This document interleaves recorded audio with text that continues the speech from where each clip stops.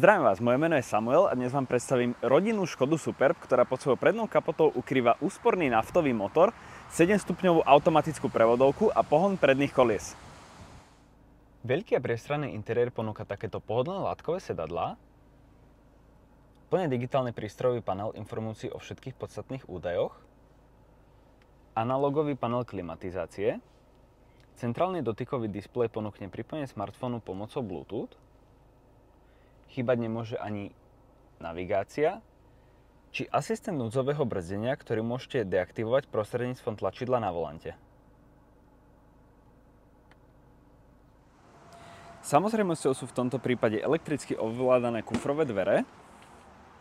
V batožinovom priestore potom nájdeme pre prípad dopravnej nehody povinnú výbavu a pre prípad defektu opravnú sadu.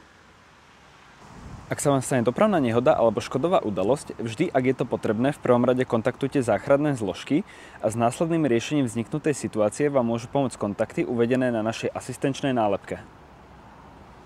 V prípade, ak vám auto signalizuje nedostatok niektorej z prevádzkových kvapalín, vždy túto kvapalinu bezodkladne doplňte. V prípade Superbu sa všetky prevádzkové kvapaliny doplňajú pod prednou kapotou, ktorú otvoríte potiahnutím tejto plastovej páčky. Prednú kapotu už máte teda odistenú, stačí ju otvoriť potiahnutím páčky smerom do strany. A pod prednou kapotou sa jednotlivé prevádzkové kvapaliny doplňajú následovne.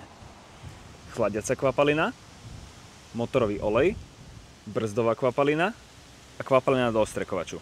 V prípade nejasnosti vám môže pomôcť užívateľská príručka umiestnená v priehradke pred spolujazdcom.